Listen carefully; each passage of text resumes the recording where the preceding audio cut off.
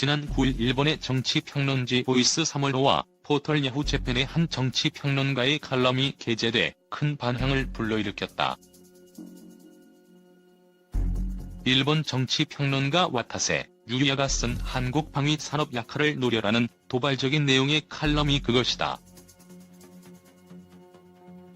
이 칼럼이 인터넷에 게시된 지 약 3일 만에 250개 이상의 댓글이 달려 야후 뉴스의 인기 콘텐츠로 자리 잡고 있으니 일본의 인터넷 여론에 비뚤어진 혐한 정서가 얼마나 심각한지 알만하다. 칼럼의 내용은 대략 이렇다. 한국과 일본의 관계가 나빠지고 있는데 현재 일본 정부는 미국의 눈치를 보고 한국에 대한 제재 조치를 망설이고 있다. 이는 잘못된 것이며 당장 정치, 경제적인 공격을 가하면 미국이 일본 편을 들어 한국이 사죄할 것이라 전제한다. 이를 위해 이제 앞으로 적이 될 한국의 군사력이 일본에 위협을 줄 수 없도록 한국의 방위 산업이 성장하지 못하도록 방해해야 한다는 것이다. 즉 한국의 방위 사업을 망하게 하면 일본과 한국의 분쟁이 생기더라도 국방력이 약하니 일본을 실제적으로 위협하지 못할 것이고, 이를 위해 군함을 건조하는 대우조선해양 DSME에 공적 자금을 투입하는 것을 제소하는 등 가능한 모든 방법을 동원해 한국의 국방 예산과 국방력을 약화시키는 전투를 하자는 것이다. 이 칼럼을 본 일본 누리꾼들은 한국산 무기는 비싸고 품질이 나빠 비리 덩어리 지극히 성실한 칼럼이지만 일본 내의 반일 친한 단체 때문에 이런 정책이 진행되지 않는다, 이런 말을 하는 사람이 총리가 돼야 한다 등 칼럼니스트에 대한 칭찬과 호평 일색이다. 물론 이런 칼럼과 일본 누리꾼들의 반응으로 일본 전체의 여론과 정치권의 반응을 평가할 수는 없다. 문제는 극단적인 사상과 한국에 대한 중상모략을 일삼는 시민사회와 전문가들일수록 자신의 주장을 어필하기 위해서 적극적으로 행동해 여론을 왜곡시킬 수 있다는 것이다. 그렇다면 이 칼럼은 논리적으로 가능한 걸까? 결론적으로 일본의 방위 산업은 그 역사와 규모, 기술에 비해서 처참하다 못해 안쓰러울 정도로 국제시장에서 존재감이 없다. 일본은 원래 무기 수출 3원칙으로 공산국가, 분쟁 국가 및 모든 국가에 무기 수출을 금지 또는 자제한다는 일종의 시행령을 지켜왔으나 아베 신조 총리와 자민당은 2013년 12월 17일 이른바 국가안전보장 전략을 발표하고 이 원칙을 폐기했다. 이런 노력에도 불구하고 현재 일본의 방산 수출은 연구개발, 저가 혹은 공짜 중고무기, 일본에서 쓸 외산무기 일부의 하청작업 외에는 거의 이루어지지 않고 있다. 일본이 가장 먼저 중점적인 수출을 생각한 장비는 US2 수상비 행정이다. 해군 혹은 해양경찰이 운영할 수 있는 수상비 행정은 헬기보다 속도도 빠르고 탑재량도 많아 먼 바다의 수상 사고를 구조할 때 유용하게 쓸 수 있다.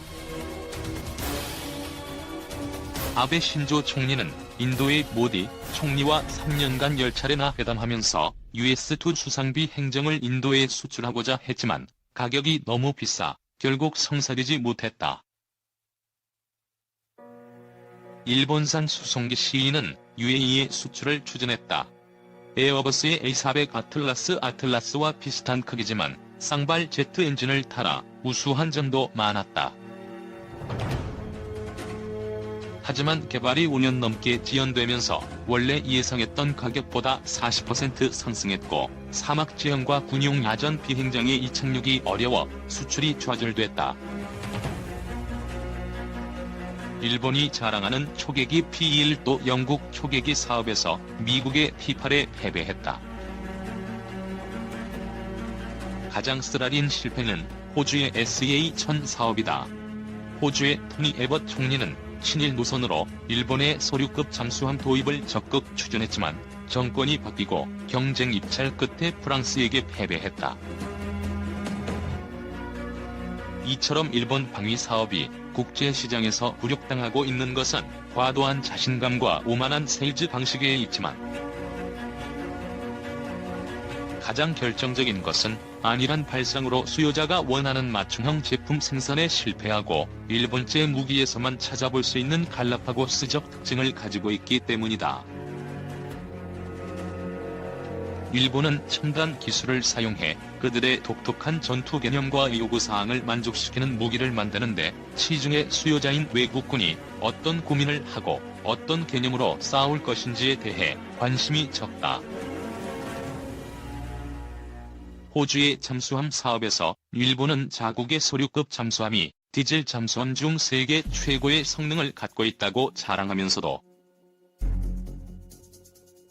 러시아제나 중국제 잠수함처럼 미국제 장비를 다는 것조차도 어렵고 대형 잠수함이면서도 한 장소에서 붙박이로 매복하는 임무를 맡는 소류급 잠수함의 특징도 장거리 순항 임무가 필요한 호주와 맞지 않았다.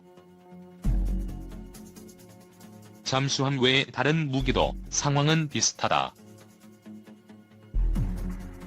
터보팬 엔진 2개를 장착한 CE는 비슷한 크기의 터보프롭 엔진 4개를 장착한 A400보다 정비가 편리하고 유지비가 적게 들어야 하지만 실제 스펙은 그렇지 못했다.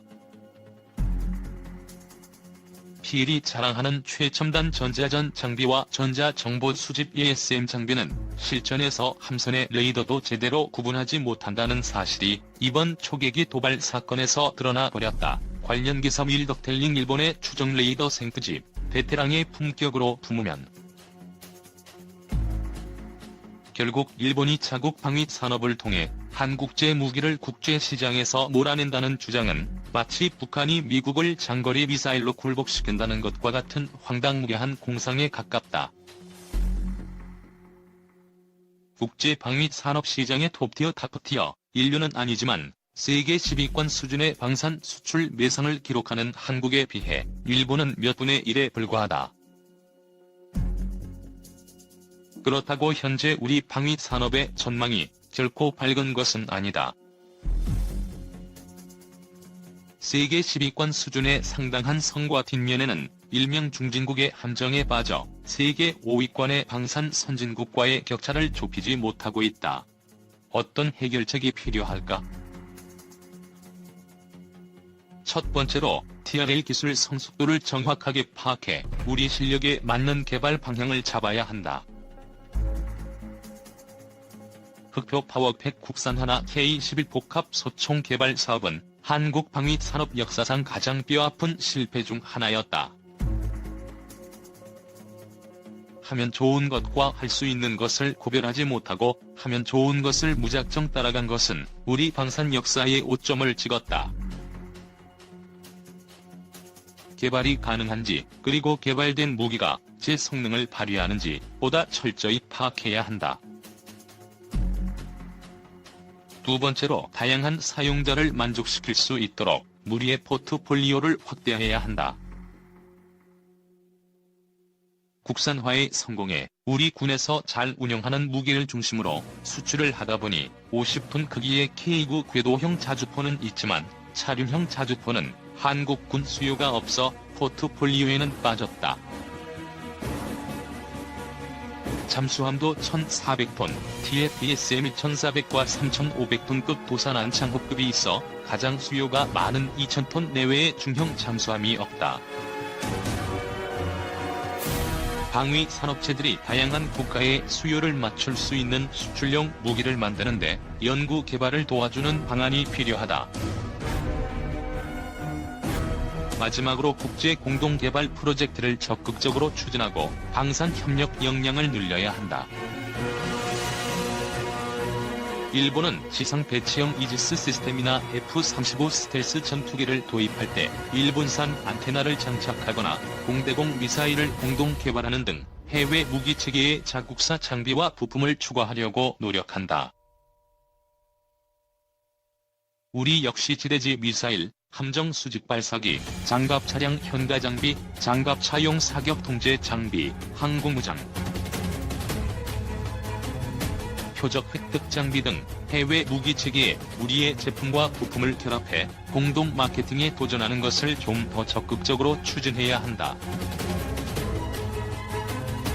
한국의 방위 산업은 이루어 놓은 것도 많지만 아직 갈 길이 멀다. 일본 평론가의 망언에 반발하기보다는 우리와 그들의 차이를 더욱 더 벌릴 수 있도록 방위 산업의 체질 개선에 더 힘써야 할 시점이다.